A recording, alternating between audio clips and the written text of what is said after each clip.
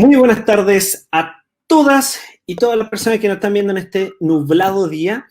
Mi nombre es Gabriel Bravo y sean muy bienvenidos y bienvenidas a un nuevo encuentro educativo llamado Taller de Microrelatos, haciendo zoom a mi historia. El día de hoy, lo que vamos a hacer el día de hoy es un taller introductorio a las técnicas de microrelato, visto desde la autobiografía y el contexto de época. Las y los participantes podrán analizar historias redactadas en este formato para luego construir las propias a partir de ejercicios breves y orientados a la producción de textos narrativos. ¿Quién dicta esto? Lo dicta María Constanza Castro Molinare. Ella es periodista, es un máster en literatura hispanoamericana y en industrias creativas y culturales. Con ustedes, María Constanza. ¿Cómo está, María Constanza? Hola Gabriel, bien, gracias. Gracias por la invitación de Omnia. No, muchísimas gracias por estar acá, María Constanza. ¿Cómo va todo? Cuéntame. Aquí vamos bien, adaptándonos a la virtualidad, haciendo clases de manera virtual.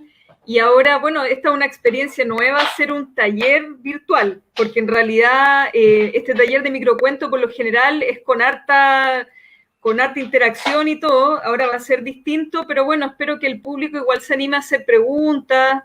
Van a quedar algunos ejercicios también, algunas ideas, algunos relatos, por ejemplo, que ganaron aquí en la ciudad de Antofagasta, el concurso de Antofagasta sin palabras, u otros relatos también que pueden como orientar, dar ideas. O sea, el microcuento, el microrelato igual da para mucho, o sea, se pueden hacer muchas cosas en relación al territorio que se habita, en relación al momento que estamos habitando y la propia autobiografía. Qué bueno que mencionaste el tema de las preguntas. Para todas las personas que nos están viendo ahora y que nos van a ver después también, porque la idea de este taller es que quede en nuestras redes sociales y luego nosotros ese mismo taller empezar a compartirlo con las personas para que llegue a mucha gente. Para todas las personas que nos están viendo ahora, pueden dejar sus preguntas en nuestro Facebook y luego al final, porque tú tienes una presentación preparada, entonces al final de la presentación, ¿te parece dejamos todas las que son las preguntas? Sí, sí, por supuesto. Para hacerlo un poquito más ordenado y como tú dices, esto de la virtualidad es una cosa totalmente nueva para todos, así que así que por eso todos estamos acostumbrándonos poco a poco. Sí, Gabriel, en relación a eso también quería avisar que estoy con mi hijo de 4 años que no se quiso ir de donde estoy. Así que en cualquier minuto podría haber alguna interrupción, espero que nada complicado. No te preocupes, no te preocupes. Te entiendo completamente, así que no te preocupes. Si hay que paramos y tómate el tiempo que necesites. Gracias. ¿Dale? ¿Te parece comenzar al tiro?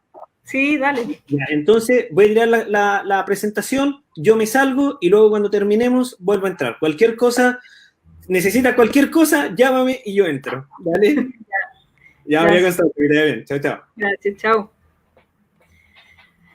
Bueno, los saludo a todos y a todas. Espero que estén muy bien. Ojalá puedan muchas personas quizás poder ver esta clase, este taller, que en realidad es mucho más rico cuando hay interacción, cuando hay preguntas, cuando hay sugerencias. Además, obedeciendo a una de las teorías que vamos a revisar, que es la teoría de la recepción. En realidad es el lector el que completa la obra de arte. Esa es una teoría a la que yo me suscribo completamente y el microcuento trabaja mucho con eso, con lo no dicho, con lo que completa el lector de acuerdo a su propia biografía, a su propia experiencia, a su contexto cultural y social, etc. Entonces, bueno, vamos a hablar de microcuento, de microrelato, como la brevedad en realidad es un recurso literario muy interesante y que tiene mucho potencial. ¿Ya? Entonces vamos a ver algunos elementos. Bueno, microcuento, microrelato se utilizan como sinónimo, pueden llamarse de ambas maneras.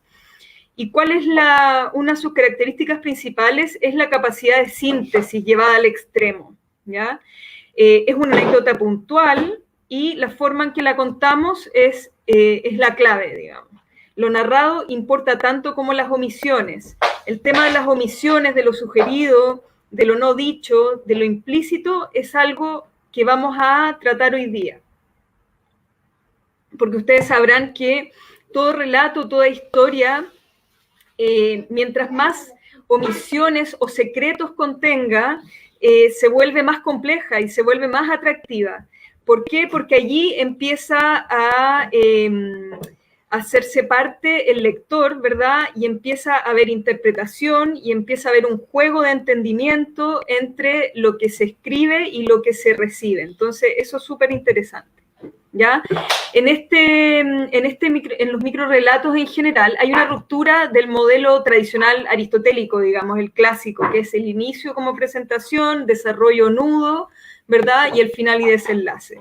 Puede haber una completa ruptura de esto, inversión, en realidad con el microrelato se puede experimentar bastante.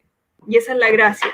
Y la gracia también es que es un formato bastante democrático, por decirlo de alguna forma, en el sentido que muchas personas pueden participar. Es uno de los formatos más masivos que existe de creación literaria. Por darles un ejemplo, Antofagasta en 100 palabras, han recibido en 10 años alrededor de 44.000 relatos.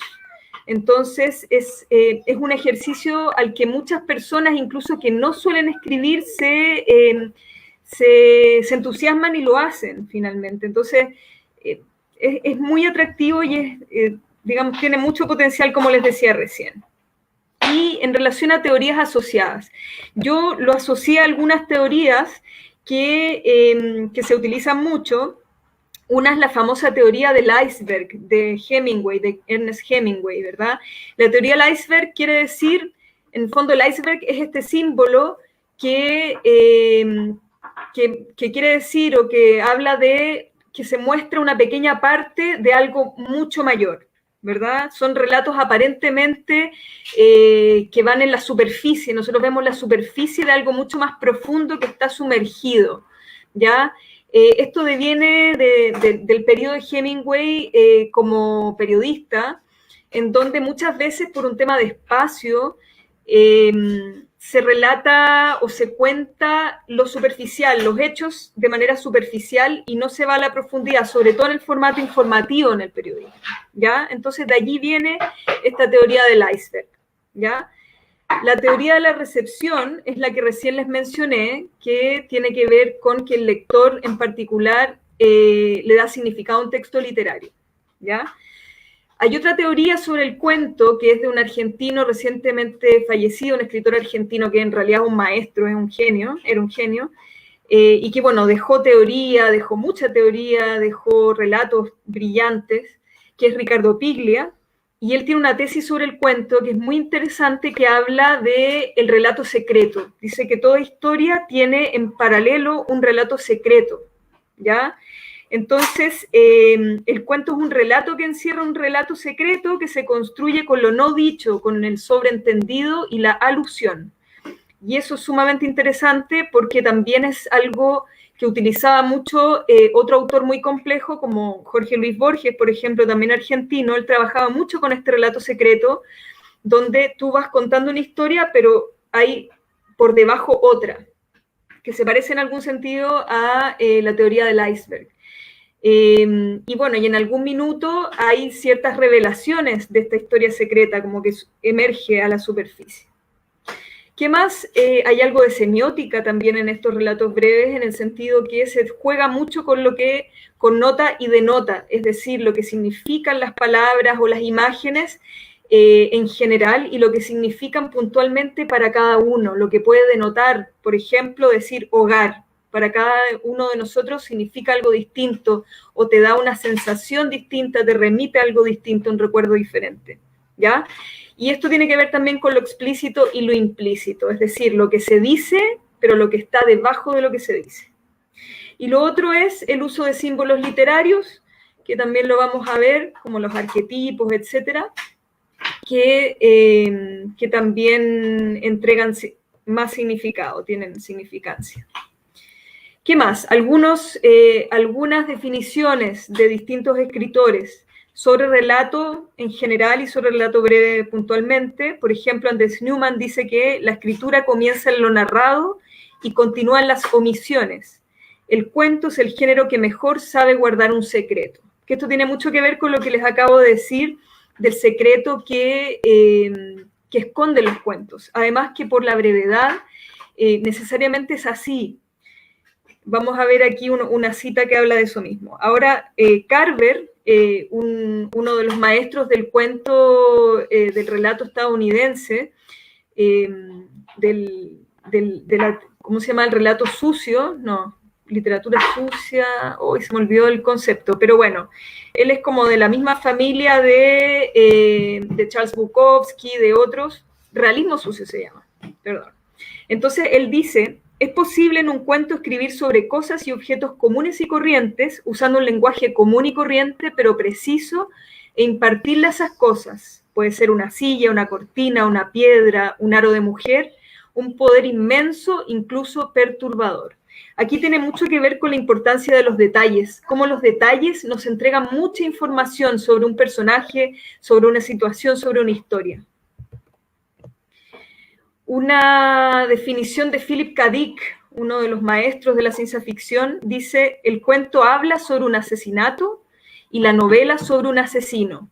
Esto es muy relevante en el sentido que un relato, y sobre todo un relato breve, se centra en la historia y no puede extenderse ni desviarse en otros elementos, ¿verdad? Entonces, no puede, por ejemplo, profundizar mucho en quién es el asesino, pero sí entregar estos detalles significativos, ¿verdad?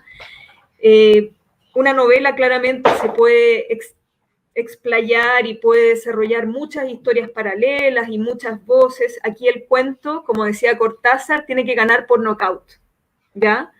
Tiene que ganar, tiene que ser un golpe, sobre todo un relato breve, ¿ya? Y tiene que ser sorpresivo, tiene que sorprender, tiene que despertar emoción, etc. Enrique Vilamata, autor catalán, barcelonés, genial, de un sentido del humor espectacular, él decía, los relatos son como esas canciones ligeras que dicen la verdad. Esta cita un poco quiere decir que un relato puede hablar de cualquier cosa, pero que tiene que tener un significado profundo. Cuando hablamos de verdad es como algo profundo que reside en una historia, ¿ya? Y José Antonio Millán decía, un cuento concentra muchos significados y condensa la realidad apuntando a un sitio, los muchos significados que apunta. Eso hace más rico un relato, cuando un relato tiene distintas capas de significado, ¿ya? La literatura se complejiza en ese sentido cuando una misma historia puede leerse desde distintos puntos de vista y tiene sugerencias de interpretación. Eso es sumamente interesante porque además un relato desde la teoría de la recepción que les hablaba recién es más rico cuando puede interpretarse, como les decía, de diferentes maneras, cuando tiene capas de significado, también lo dije. Bueno, a eso se refiere José Antonio Millán. Algunas sugerencias para escribir relato breve y para utilizar la síntesis o lo breve como un recurso, ¿ya? Un recurso puede ser emplear personajes conocidos, ¿ya? En el sentido, pueden ser literarios, históricos, míticos, arquetípicos. El arquetipo funciona muy bien en el relato breve. Por ejemplo, hablar de la madre, del hijo, del migrante, ¿verdad? Que son estos personajes paradigmáticos que encarnan muchos elementos, ¿ya? Muchos elementos. Y estos personajes paradigmáticos nos permiten ahorrarnos explicar más de la biografía de este personaje, ¿ya? Es decir, por ejemplo, si queremos hablar de una trabajadora sexual en un relato, allí solo mencionar que ella es trabajadora sexual me entrega mucha información, ¿ya? Otra sugerencia, introducir elementos temporales y espaciales en el título. En el relato breve, el título contiene muchísima información. Los títulos siempre contienen mucha información, pero a veces son, digamos, suplementarios, complementarios, quizás no son tan importantes, pero en un relato breve son la sola palabra o frase del título es parte de la historia, ¿ya? Ahí vamos a ver algunos ejemplos. Entonces, utiliza formatos textuales diferentes. Aquí va la creatividad. Esto es sumamente importante. Por ejemplo, puedes utilizar el formato del WhatsApp, el formato de una receta de cocina, que es bastante utilizado como recurso, una carta, un documento policial, por ejemplo, la misma noticia periodística puede ser un formato, ¿ya? Y con esto entregas información extra y contextualizas. Es decir, si utilizas una carta, un documento policial, estás contextualizando, allí estás entregando información y además estás siendo creativo con el formato. Y bueno, existen múltiples otros formatos legales, formatos históricos, etcétera, formato de crónica. ¿Qué más?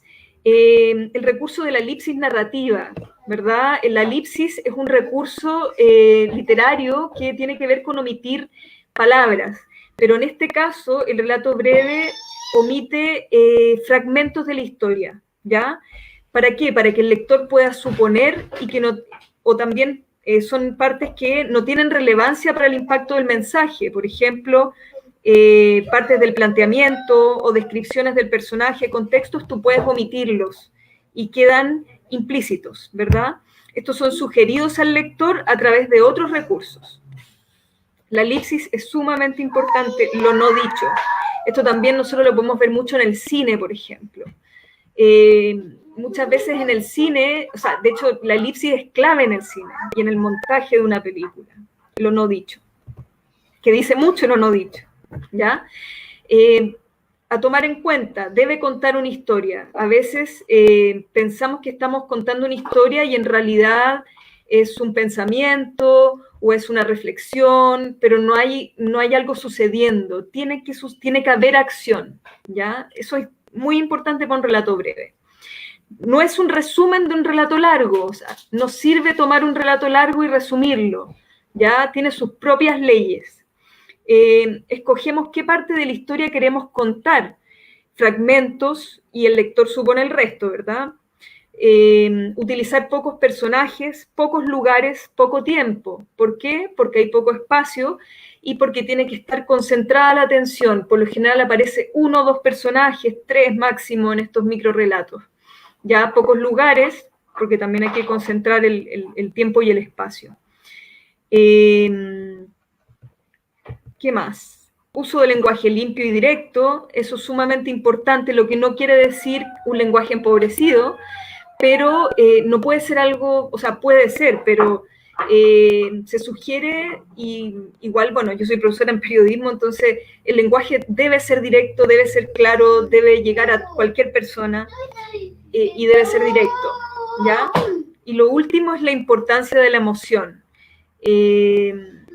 Un relato emocionante te queda grabado, si te despierta algo, no lo olvidas más. Por ejemplo, es uno de los últimos ejemplos que vamos a ver, es este relato que ganó premio el año pasado en Antofagasta en 100 palabras, que habla del pirata, esta historia de la persona que había perdido un ojo, no sé si lo vieron, pero dio muchas vueltas en las redes sociales, en distintos lugares. Despierta emoción, por lo tanto es un relato que queda un poco grabado, ¿ya? Y aquí algunos ejemplos.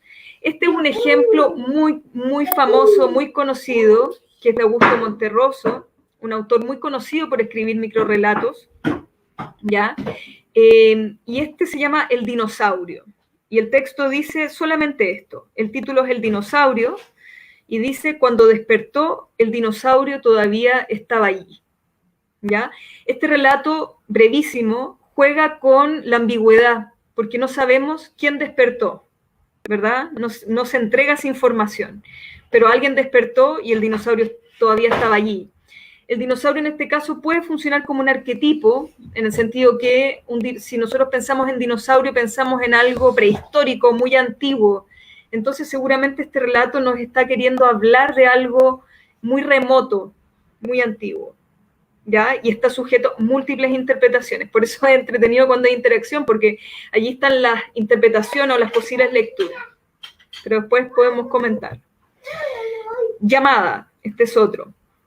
Dice, el último hombre sobre la tierra está sentado a solas en una habitación. Llaman a la puerta. ¿Se fijan? Este también despierta la sorpresa. ¿En qué sentido? Se supone que es el último hombre en la tierra, ¿verdad? Después de un apocalipsis, después de algo, después de una pandemia, pero alguien llama a la puerta. ¿Quién puede ser si era el último hombre? ¿Había más habitantes? ¿Qué pasó ahí? Entonces, esa es la gracia del microrrelato que lo completa el lector. Acá hay un microrrelato de Hernán Rivera Letelier, nuestro autor antofagastino. Aquí, bueno, esta presentación tiene un sello regional. Entonces, bueno, Hernán Rivera Letelier, antes de escribir novela, antes de sus historias de La Pampa, bueno, escribió poesía y escribió relato breve. Este relato, si no me equivoco, es de Relatos y Pomadas o algo así era el título del libro, ahora no me acuerdo exactamente, pero este es un muy buen microrrelato, se llama El náufrago. Dice, a punto de morir ahogado, se imaginó una balsa y se encaramó en ella, murió de insolación.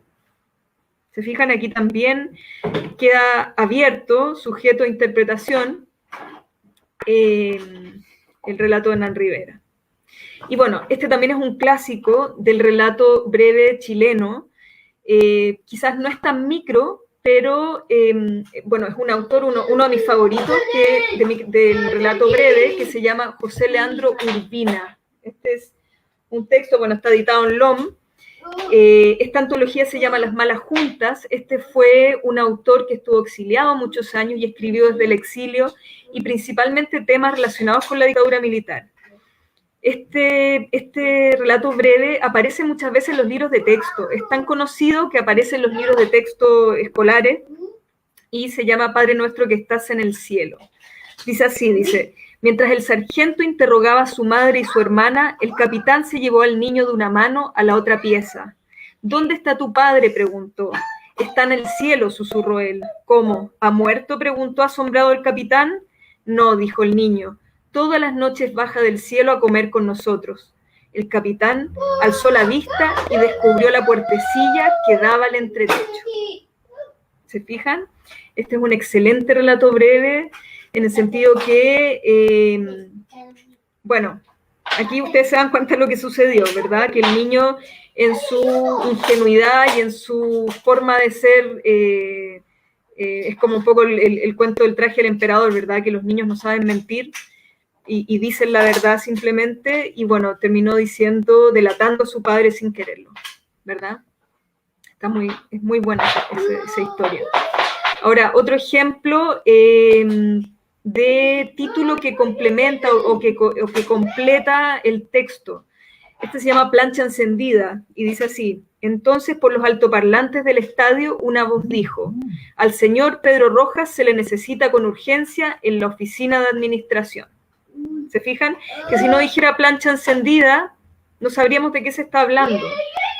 Pero con ese título nos da a entender que hubo un accidente en la casa, ¿verdad? Porque al parecer Pedro Rojas dejó la plancha encendida antes de irse al estadio. ¿Qué más? Añoranza. Este es de Natalia Canales, dice, y después de 15 años llorándola, la vino a encontrar colgada y semidesnuda en un taller mecánico de 10 de julio. ¿Se fijan? Ahí también se juega con la ambigüedad. Uno, en principio, colgada y desnuda, se imagina una persona, ¿verdad? Pero luego, como es un taller mecánico de 10 de julio, entendemos que probablemente es un calendario, ¿verdad? O es algo así. Si se fijan, aquí hay un contexto cultural, porque no todos saben qué es la calle 10 de julio, ¿verdad? No todos saben, por ejemplo, si esto lo lee alguien de otro país, no necesariamente va a saber que en 10 de julio hay talleres mecánicos o no sé, o no, quizás no haría la asociación.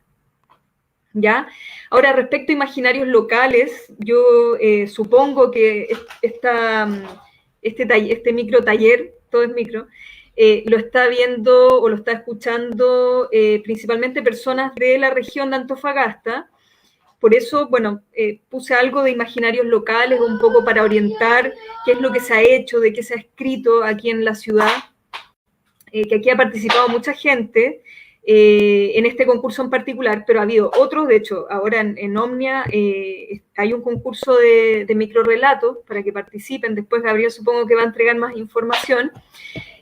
Pero esta fue la tercera ciudad después de Santiago y Valparaíso que tuvo Antofagasta en 100 palabras. Y lleva 10 años y muchísima gente se ha entusiasmado.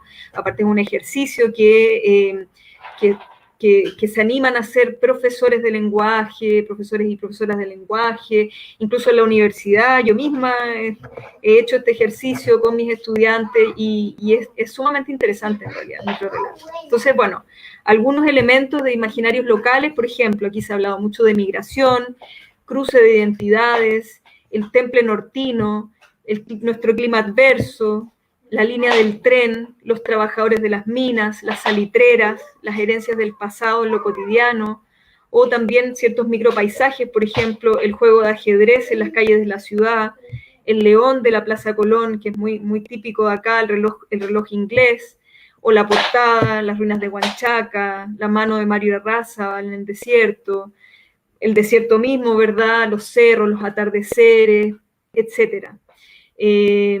Los patos yecos, pucha, se ha hablado, no sé, de Chela Lira, la pintora, de Andrés Sabela, distintos personajes y elementos que son identitarios. Y lo mismo, bueno, desde donde uno escriba, creo que eso es un valor en realidad, y poder integrar elementos identitarios de los lugares, porque son muchas voces como construyendo un puzzle del territorio que habitamos. Entonces aquí puse algunos ejemplos antofagastinos, por ejemplo esta receta que justamente cumple con este formato textual que yo les decía recién, que se sugiere jugar con estos formatos. Por ejemplo, este fue el primer lugar en el 2010, dice: sacuda enérgicamente hasta que la tierra tiemble, pase los ingredientes por sedazo, agregue líquido y deje de cantar. Luego, ponga fuego lento y deje enfriar hasta lograr un color cobrizo. ¿Ya? Este relato fue escrito por Gabriel Becerra, de 46 años. Ahora debe tener 56, han pasado 10 años.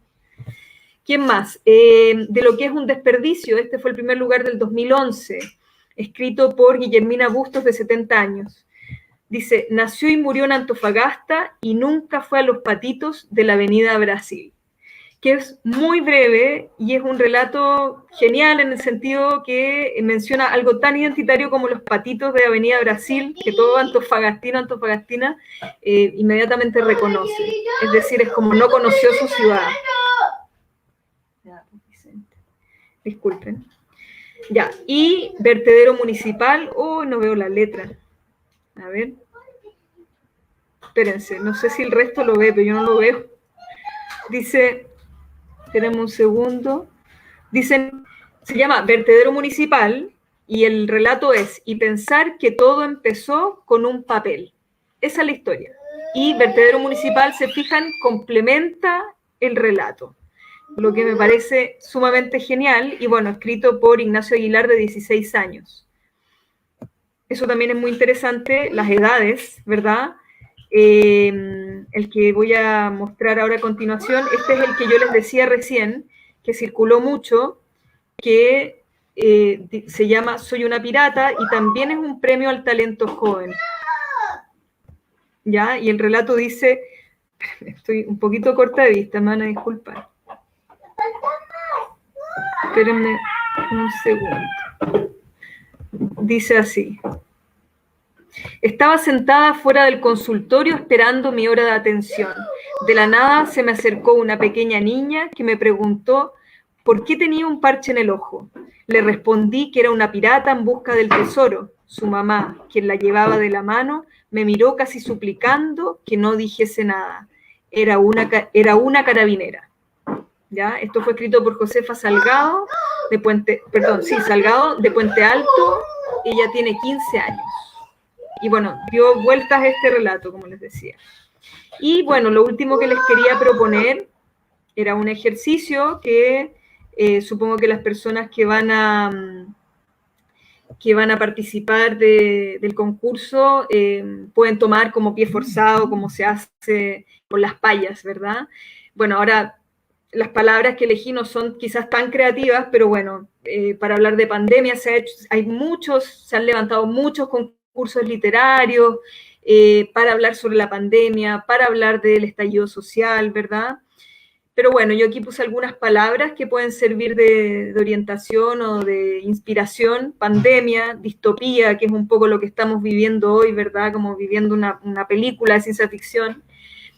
Transformación social, ¿ya?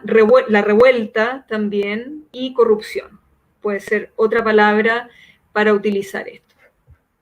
Entonces, bueno, esa es la presentación que yo tengo y ahora me interesa mucho saber si hay preguntas, si hay consultas, si hay algún tipo de interacción, para que Gabriel me cuente.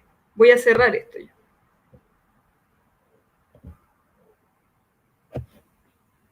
¿No te escuchas, Gabriel? Estoy muteado, siempre, uy, la embarró, siempre me pasa lo mismo, siempre, hablo y siempre estoy muteado.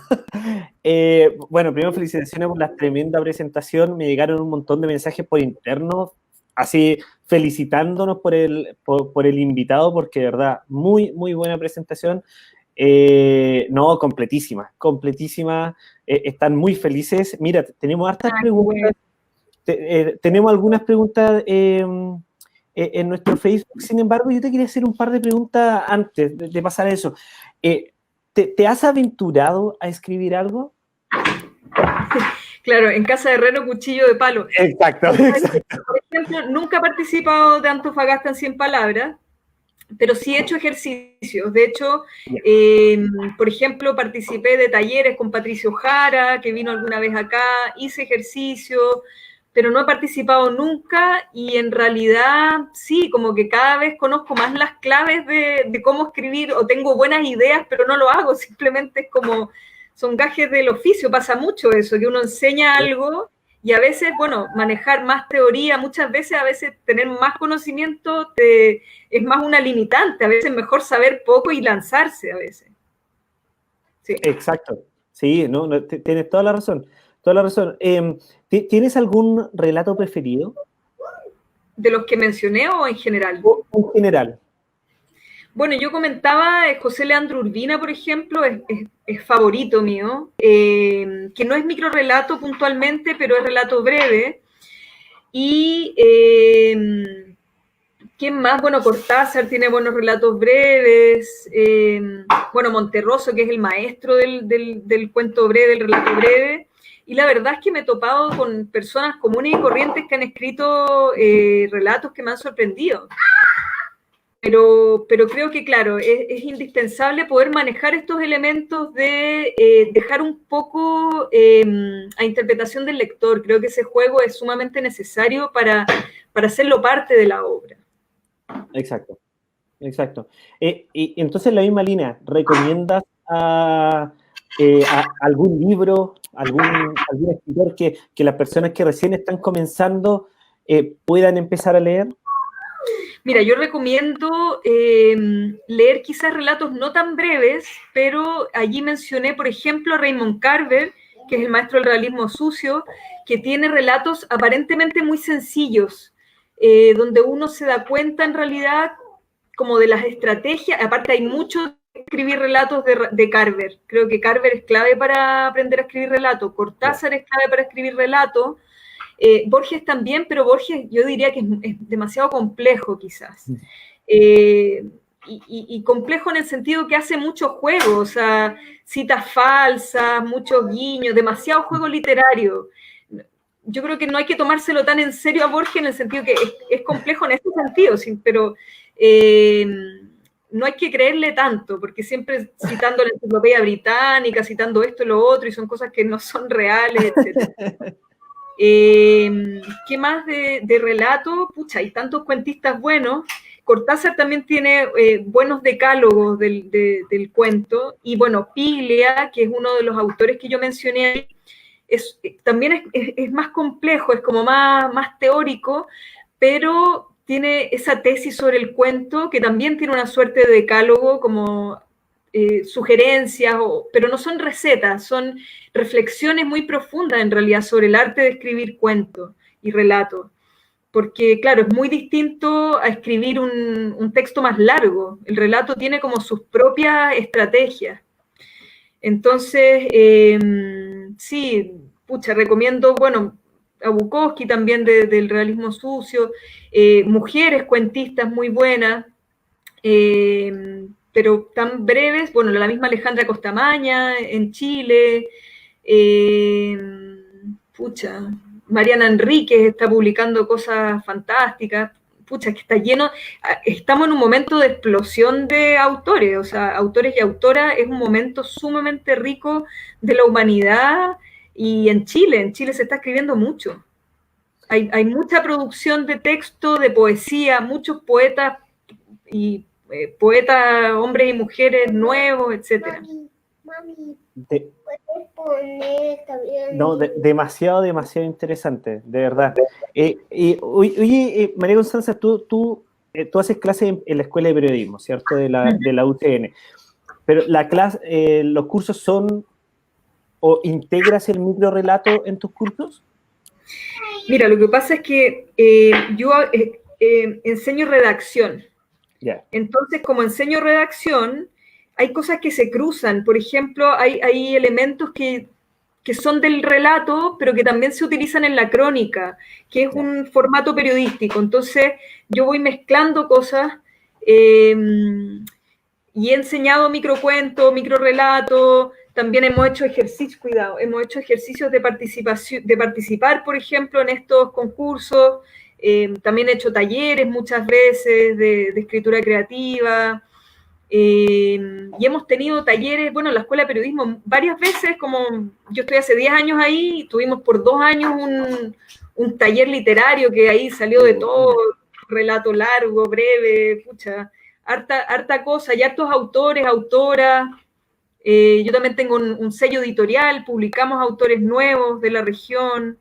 Entonces, por eso te digo que es como, pucha, hay harto talento, pero se necesita trabajo, po. No basta con ser talentoso, pues hay que ser disciplinado, como decía Truman Capote, que gran parte del éxito es la disciplina, no basta con ser talentoso. Perfecto. Oye, mira, pasemos a algunas de las preguntas que nos dejaron en Facebook. María Susana, por ejemplo, pregunta ¿cuáles son las principales herramientas para empezar a escribir? Tú acabas de decir que se necesita dedicación, ¿cierto? No es solamente talento la cosa. Sí. ¿Qué otros tips podrías dar? Sí, yo creo que el principal tip esta palabra, principal sugerencia es leer. Yo creo que es la clave, leer mucho. Y leer digamos, los géneros que a uno le interesan, porque si uno quiere escribir relatos, leer mucho relato. Si quiere escribir relatos, microrelatos, buscar microrelatos. Quería sugerir, hay un compilado de, por ejemplo, los microrelatos antofagastinos ganadores de estos 10 años, que está en PDF, que uno pone Antofagasta sin palabras, 10 años, y sale el PDF con todos los relatos que han ganado. Entonces yo creo que lo que uno quiera hacer tiene que revisar qué se ha hecho, siempre. Y bueno, de cuentos, bueno, recién mencionamos a varios autores. Si a uno le interesa eso, tiene que leer mucho cuento necesariamente. Los cuentos, como decía recién, existen decálogos, existen sugerencias. Casi siempre los autores tienen teorías o tienen sugerencias de cómo, digamos, de herramientas del oficio.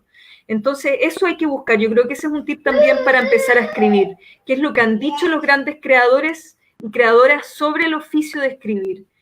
¿Qué más? Yo creo que también un elemento importante para partir escribiendo es centrarse en lo que uno conoce, en las historias que uno ha escuchado, que uno conoce, y en lo propio, en la autobiografía, como mencionábamos. En la autobiografía siempre hay muchísimos elementos para escribir. Y es algo que yo siempre digo a mis estudiantes.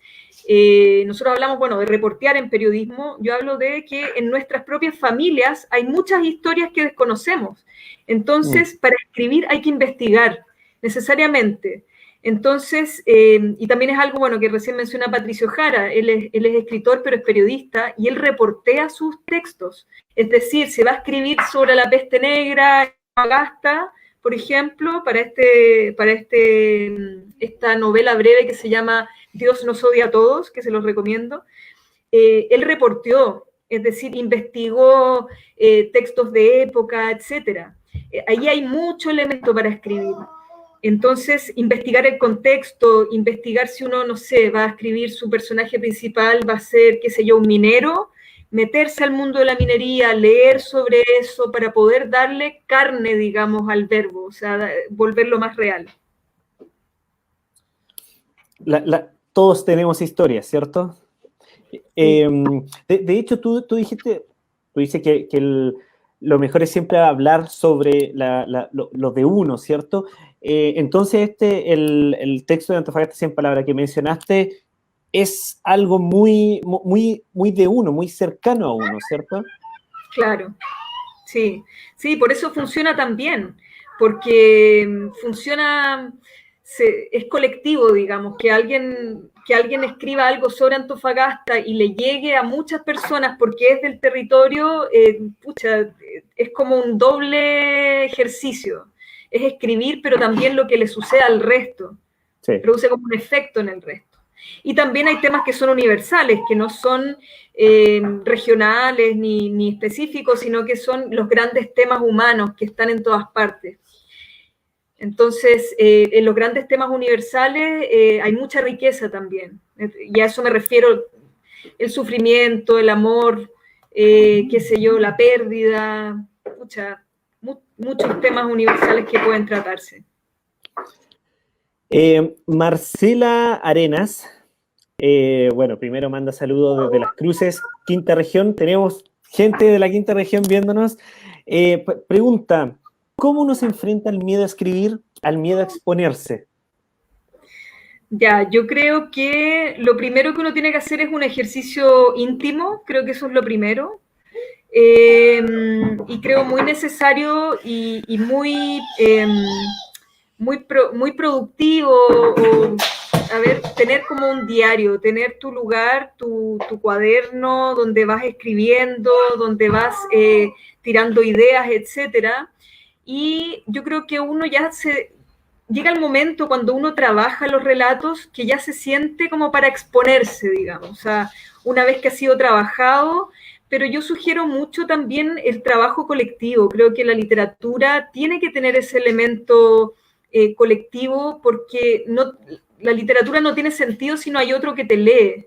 Entonces, por eso han sido tan relevantes siempre las escenas literarias, ¿verdad? Los circuitos literarios. Es como lo que decía Roberto Bolaño, que él escribía para un puñado de amigos. O sea, siempre que uno tenga personas que sabe que te van a leer o te van a seguir con lo que uno está diciendo, eso hace que es como un motor de creación. Que haya otros en tu misma, o no sé si exactamente la misma, ¿cómo se dice? Sintonía, pero eso es relevante. Yo creo que un autor demasiado aislado es más difícil sí. Lanzarse como a la exposición y probarse en talleres. Yo creo que los talleres funcionan sumamente bien. Por ejemplo, por dar un ejemplo, yo hace poco estuve en un taller de poesía y yo solía escribir poesía, pero no escribía poesía hace mucho tiempo, y me metí al taller de Paula Ilavaca, que es una poeta súper reconocida a nivel nacional, etcétera, y allí me lancé nomás, pulí los poemas que yo tenía, porque todos, o sea, los que nos interesa la escritura tenemos algunas cosas por ahí y las podemos rescatar y retrabajar y luego lanzarse nomás, pues los talleres sirven para eso. Poder tener esas retros, qué sucede con tu texto, y tener también la obligación de hacerlo, porque para eso sirven los talleres, como que te ves obligado, empujado a hacerlo.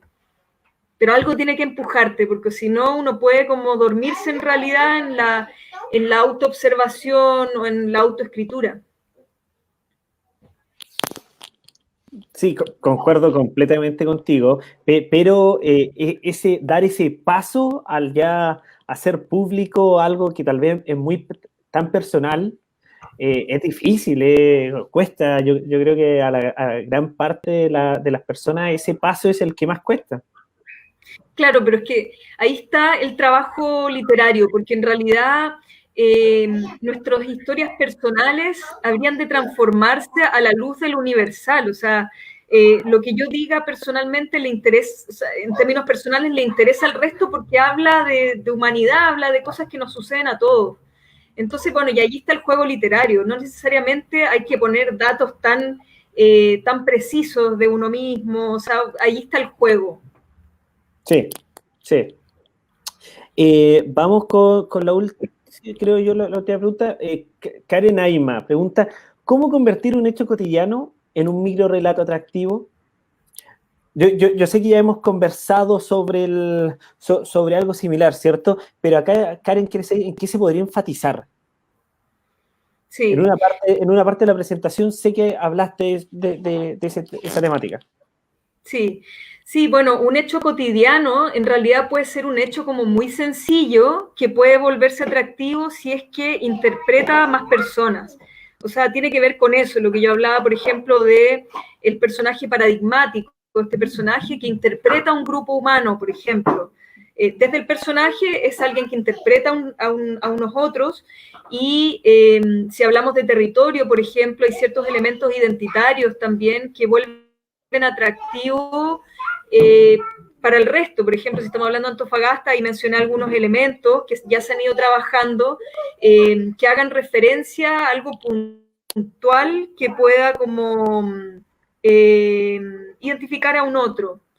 Entonces yo creo que eso, desde lo identitario, desde lo universal, siempre hay que pensar en los otros, o sea, nunca evitar estos relatos como muy cerrados, muy crípticos, que solamente nosotros entendemos. Tiene que ser algo que hable de una problemática mayor, de una problemática social, de algo que esté presente en todos nosotros. Eso. Bueno, ojalá que Karen esté feliz con la respuesta. Yo sé que está muy feliz. Fue una de las personas que me mandó mensaje y dijo que tremendo taller, en serio. Está muy feliz con el resultado del taller. También, para todas las personas que ojalá nos están viendo ahora, del concurso. Eso mismo les iba a comentar. Para todas las personas que nos están viendo, María Constanza también es parte es uno de los jueces de nuestro tercer desafío Omnia, concurso literario, reescribamos nuestra historia. ¿Cómo participar? Deben escribir un relato que tenga como escenario algún lugar patrimonial o histórico de la región de Antofagasta. Si ven la presentación de María Constanza, ella incluyó varios de esos lugares acá que se encuentran en la segunda región. Sin embargo, lo tienen que relatar desde la visión del robot Omnia. Y a todas las personas que nos siguen desde un comienzo saben, conocen al robot Omnia, entonces lo tienen que mirar desde esa perspectiva. Puede ser un poema, puede ser un microcuento, un ensayo o el formato que más le acomode. ¿Qué es lo que tiene? Hay algunas limitaciones, cantidad de palabras, menos de 300. En 300 palabras se puede escribir algo, ¿cierto, María Constanza? Perdón, que justo me interrumpieron. Que te preguntaba si en 300 palabras se puede escribir algo, ¿cierto? Sí, claro, sí. Sí. Es más que suficiente. O sea, imagínate que en 100 leímos cuentos que tenían 10 palabras. Exacto. O menos. Exacto. Plazo de entrega este viernes 23 de octubre al mediodía, a las 12 del día. Tienen que enviar sus relatos al correo omnia.cn@gmail.com, indicando además tu curso y establecimiento educacional. Como les dije, jurados, tenemos a nuestra María Constanza, académica de la Escuela de Periodismo UCN, a Yun García, escritora, y Camilo Kong, sociólogo y concejal de Antofagasta. Habrá premios para los 3 primeros lugares y una mención honrosa, además de la posibilidad de sumar puntos Omnia o sumarte a nuestro ranking. Tremendo ranking, tremendos premios tenemos. Así que, bueno, muchísimas gracias, María Constanza, muchísimas gracias por tomarte el tiempo, por nuevamente arriesgarte a este tema de hacer talleres online, que es tan... Estamos todos en la misma, ¿cierto? Hacer clases online, hacer talleres online, pero hay que hacerlo. Así que, de verdad, muchísimas gracias por este tremendo taller. La gente Gracias, está muy feliz, está muy, muy feliz. Bueno. Así que ojalá que podamos hacer una continuación, porque de hecho están preguntando si va a continuar este taller. Así que tal vez podríamos conversar para ver si se puede hacer una continuación. ¿Qué dices? Ya, pues, ahí lo vemos. Avísenme. Se puede conversar. Bueno, muchísimas gracias a todas las personas que nos vieron. Muchísimas gracias, María Constanza. Muchísimas gracias a todo el equipo de Omnia.